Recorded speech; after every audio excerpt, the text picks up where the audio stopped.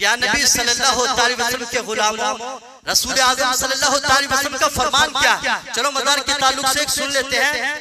किसी भी अल्लाह के नेक बंदे, अल्लाह उसके रसूल का कोई फर्मा बरदार है, उसके लिए प्यार नबी सल्लल्लाहु अलैहि वसल्लम का फरमान क्या है? अल्लाह के नबी सल्लल्लाहु अलैहि वसल्लम ने कब्र को बहुत मुख्तसर बनाने का हुक्म दिया, यानी उनकी कोहान की तरह वो मुख्तसर मिट्टी हो। अल्लाह के नबी ने जब यहाँ मुख्तसर करार दे दिया और यहाँ तक फरमा दिया नीचे कोई कालीन नहीं, नीचे कोई एहतमाम ना किया जाए। यार इंसान को बिस्तर पर लेटने के लिए नरम चीज होना चाहिए, बिस्तर के ऊपर से हो या ना हो कोई फर्क नहीं पड़ता, छत के ऊपर चादर डालने से कोई फर्क नहीं पड़ता। चादर जो सही काम करती है इंसान के जिस्म के ऊपर हो या इंसान के जिस्म के नीचे हो, यहाँ तो हमें समझ में आता है, हर शऊर इंसान समझता है, लेकिन ना जाने मन घड़ा क्या क्या तरीके निकाल रखे। अल्लाह के हजरत जाबिर रज़ियल्लाहु ताला अन्हु से रिवायत की हदीस पाक है, अन जाबिर क़ाला नहा रसूलुल्लाह सल्लल्लाहु अलैहि वसल्लम।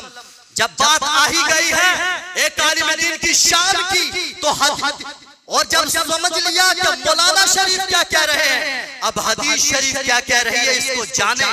अगर हदीस के खिलाफ कर रहे हैं तो मेरे दोस्त के बाद भी हम सुन्नी हैं, तो इससे बड़ी जहमत की कोई बात नहीं। अल्लाह के नबी सल्लल्लाहु अलैहि वसल्लम ने फरमाया, अन कुबूर, मैं तुमको मना करता हूँ कब्र को पुख्ता बनाने से, और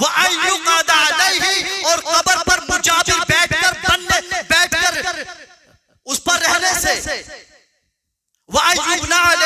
और अल्लाह के नबी ने फरमाया और तुम्हें मैं मना करता हूँ कब्र पे इमारत बनाने से।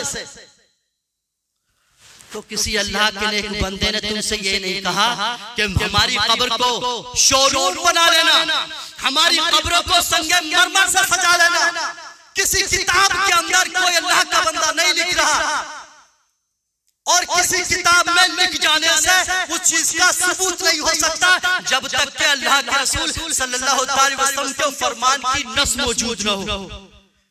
क्योंकि कयामत तक के दिन के लिए रसूल आज़म सल्लल्लाहु अलैहि वसल्लम का फरमान है, जो कानून आपने बना दिया यही सुन्नत का निशान है, यही नजात का जरिया है।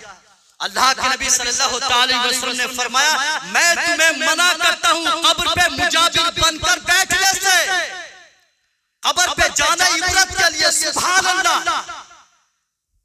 तो एक भाई सवाल करने लगे, बताइए तो रसूलुल्लाह सल्लल्लाहु अलैहि वसल्लम को रोजा क्यों बना हुआ? नबी सल्लल्लाहु अलैहि वसल्लम की कब्र पे इमारत नहीं है। तो मेरे भाई मसले को अच्छी तरह जान लें, एक है कब्र पे इमारत बनाना, दूसरा है कब्र का इमारत में या किसी मकान में होना। तो नबी, हर नबी के लिए खास है कि उसकी जहां पर वफात हो, यानी दुनिया से पर्दा फरमाए, विसाल शरीफ हो, तो मेरे भाई उसी जगह पे उसकी कब्र अनवर को तैयार किया जाए। तो प्यार नबी सल्लल्लाहु अलैहि वसल्लम हुजरे आयशा में उस वक्त मौजूद थे जब अल्लाह तबारक व तआला से मुलाकात के लिए आपने सफर फरमाया। तो इमारत पहले से बनी थी, तो ये जवाब नहीं हो सकता, धोखा किसी और को दो। अल्लाह के नबी सल्लल्लाहु अलैहि वसल्लम के लिए ये चीज खास है। ये तुम्हारी दलील वो दो जो चले।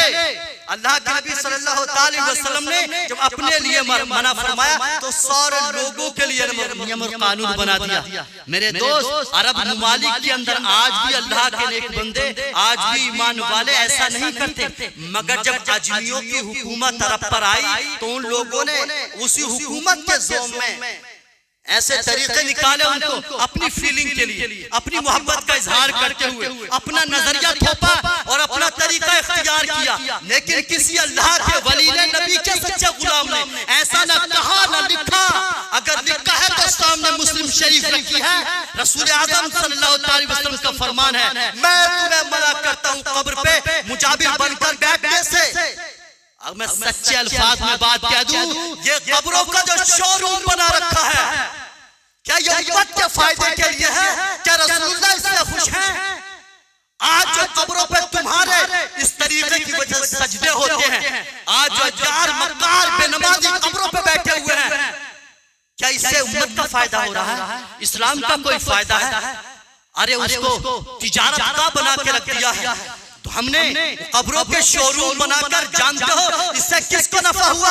आज दुनिया में मुसलमान देखो, दुनिया के कोने कोने में चले जाएं, हमारे गांव में आए, शहर में जाएं, लोग ईमान वालों को, नेक लोगों सबको अल्लाह ने जिसे तौफीक दी है, पक्की कब्रें नहीं बनाते बल्कि मिट्टी की कब्रें होती हैं। लेकिन क्या निकाला? नहीं नहीं नहीं, हम इसलिए लगाते हैं ताकि अल्लाह के नेक बंदे की कब्र है, वली की कब्र है। वली की सनत का कुरान के अंदर उतरी है, तेरे बाप ने सनत निकाली है। अरे वो अल्लाह के वली है, अल्लाह जानता, अल्लाह ने उनको इनाम दिए हैं। लेकिन विलायत की सनत तू कौन होता है देने वाला? फर्ज कीजिए अगर अल्लाह का कोई नेक बंदा है तो अल्लाह के नबी ने कोई ऐसा हुक्म दिया है, कोई ऐसी हदीस है कि कोई भी गुनहगार मुसलमान, कोई भी गुनहगार अल्लाह का बंदा किसी नेक बंदे की कब्र को मट्टी ना दे, हाथ ना पड़ जाए उसका। ये क्या दलील निकालते हैं? हम इस पर गिलाफ इसलिए चढ़ाते हैं कि हाथ ना पड़ जाए। ऐसी कौन सी हदीस है, कौन सा दीन है? अल्लाह के नबी ने फरमाया हाथ डालो। ये वो जगह है अगर मेरे अजीज जहां पे अल्लाह के नेक बंदे को दफन किया गया है, अगर तुम्हारा हाथ मस हो गया, ये रहमत वाली मिट्टी जो अल्लाह के नेक बंदे के जिस्म से मस है, हो सकता है अल्लाह तुम्हारा इसके सदक़े में बेड़ा पार फरमा दे, तुम्हारा दिल नरम हो जाए, तुम्हारे दिल में अल्लाह की मोहब्बत भर कर जाए, नबी की मोहब्बत आ जाए। मिट्टी को खुला रखो, अल्लाह के रसूल के फरमान की हिकमत, इससे लोग फैज़ हासिल करेंगे, आएंगे, इबरत हासिल करेंगे। बादशाह की कब्र को खुला देखेंगे तो उनके जहन के अंदर आएगा ये बड़े नेता की कब्र है, ये बड़े लीडर की कब्र है, बड़ी बातें मारता था, बड़े गाइडों को लेकर चलता था, बड़े संतरी साथ में रहते थे। आज देखो तो मट्टी के अंदर पड़ा हुआ है। आज देखो अल्लाह के हुक्म से मट्टी के नीचे गुमनाम हो गया, हुए नामवर बेनिशा कैसे कैसे, अरे जमीन खा गई नौजवान कैसे कैसे। लोगों को एहसास होगा यार देखो मट्टी के अंदर पड़ा हुआ है और एक अल्लाह का ये वली है, देखो आज ये मट्टी के अंदर सोया है मगर मट्टी से खुशबू आ रही है। एहसास होगा ये अल्लाह के वली की कब्र है और नबी सल्लल्लाहु अलैहि वसल्लम की सुन्नत जिंदा है, हाथ पड़ने से गुनाह नहीं होगा। कौन सा मसला निकाला है, कहाँ का तरीका निकाला है कि वली की कब्र पे हाथ नहीं पड़ जाना चाहिए? अरे हाथ पड़ेगा बेड़ा पार हो जाएगा, ये नजरिया होना चाहिए। उसकी किस्मत बदल सकती है क्योंकि जहाँ जाकिरीन दफन होते हैं, अल्लाह के नेक बंदे दफन होते हैं, वहाँ अल्लाह की रहमत बरसती है। ये नजरिया तुम्हें शूट करता है। ये क्या उनकी कब्र को हाथ लग जाए इसलिए गिलाफ चढ़ाते हैं? या ना कोई हदीस है, ना सुन्नत है, ना कुरान से साबित, ना हदीस से साबित। अगर आपका नजरिया है तो इतनी सख्त ना हो, इतनी सख्ती से साथ इस पे बात ना करें, क्योंकि हजरत ने मौलाना साहब ने सिर्फ और सिर्फ बात की थी फूल की और चादर की। बात अपने इमाम किराम ने इसको जरूरी लिखा है। हाँ, हम अगर चादर चढ़ा रहे, फूल चढ़ा रहे, बराबर हाथ दे रहे, बराबर उनके नाम का खिचड़ा खा रहे हैं, यार ये जरूरत है दीन में से नहीं है। खिचड़ा पकाना या गार्मिंग करना जरूरत दीन में से नहीं, मुस्तहबात में से। कोई इसका इनकार अगर कर रहा है तो काफिर थोड़ी हो रहा है। तुम कौन होते हो जो उसको बदअकीदा साबित करने वाले?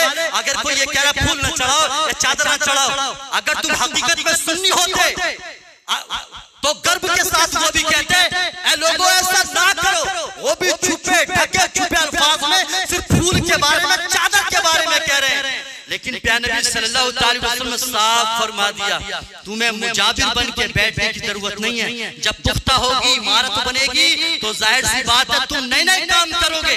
कब्रिस्तान में जाने से लोग डरते हैं, रात में कोई जाना पसंद नहीं करता। जाना चाहिए इबरत के लिए। खौफ क्यों खाते हो? कब्रिस्तान में जाओ, उनकी कब्रों के पास बैठो, अल्लाह का बंदा बनकर खौफ दिल में लेकर कब्रिस्तान में जाना चाहिए। वहां जाए, ज़ियारत के लिए जाए। अल्लाह के नबी ने हुक्म फरमाया कब्रिस्तान जाओ, देखो, लेकिन तुमने कब्रिस्तान में शोरूम बना लिए तो मेरे भाई ये तो तुम्हारा अपना तरीका है, ये दीन का कोई फायदा, ये तो सिर्फ और सिर्फ आप ही का फायदा। क्योंकि जो लोग मुजाबिर बनते हैं, जिनके ठेके में होता है, उनके पेट भरते हैं और तुम्हारे पेट भी लोगों के नजरानों से भरते हैं।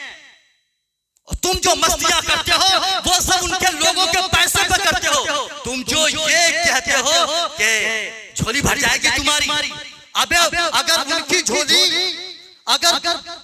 अगर उन लोगों की झोली ये भरेंगे तो तेरी झोली भी तो भर सकते हैं। कि क्या नजरिया? अगर झोली वो भरेंगे, अल्लाह के नेक बंदे, उनकी जिम्मेदारी तुम लगा रहे हो कि झोलियां ये भरेंगे, उनकी जिम्मेदारी है। तो मेरे भाई, लाखों अंबिया किराम फलस्तीन की सरजमीन के इर्द गिर्द दफन हो चुके हैं, लाखों नबी दफन है। और सनद, जिनकी सनद अल्लाह ने विलायत के कुरान में उतारी, वो अंबिया किराम दफन है। लाखों लोग घरों से बेघर हो गए, लाखों लोग नजर आतिश हो गए। क्या वो उनके लिए घर बनाने आएंगे? वो उनकी आग को बुझाने के लिए आएंगे? क्या वो मैदान में आके जिहाद करेंगे? तुम्हारी जिम्मेदारी कुछ नहीं। तुम दुनिया में सिर्फ पूड़ियां खाने के लिए, खिचड़े खाने के लिए, हलवा खाने के लिए आए हो। सिर्फ उनकी कब्र को शोरूम बनाकर अपने पेट भरने के लिए आए हो। किस लिए आए दुनिया के अंदर? तुम्हारी कोई जिम्मेदारी नहीं बनती। क्या अकीदा बना रखा है? वो लोग जिहाद करेंगे यार, जिहाद को अल्लाह ने हम पर फर्ज किया, हम पे जिम्मेदारी दी है आपको बुझाने की, पानी डालने की। हम दुनिया में किस लिए आए हैं? हमें अल्लाह का हुक्म क्या हो रहा है? कुरान क्या क्यों तुम उनकी मदद नहीं करते? क्यों तुम अल्लाह उसके रसूल की फर्माबरदारी में अपने कदम को नहीं निकालते? क्यों ये नजरिए लोगों के दिमाग के अंदर ऐसे नजरिए अपने पेश करके गोबर भरा हुआ है? मेरे भाई जरा समझें, जरा सोचें, गौर व फिक्र करें इसके बारे में। तुम अल्लाह के रसूल के फरमान के खिलाफ जा रहे हो। तुम्हें यह पता नहीं हमारी बकवास हमें कुफ्र और ज़लालत की वादी में ले जाएगी। तुम्हें यह भी अंदाजा नहीं हम अल्लाह के फरमान की नाफरमानी कर रहे हैं, मदनी आका की नाफरमानी कर रहे हैं। मगर हम तो यह है, हम इतने अंधभक्त बने हुए हैं यार। ये अंधभक्ति का मामला है, ये रसूलुल्लाह के सामने भी आया। सूरह यूनुस की आयत करीमा पढ़ो।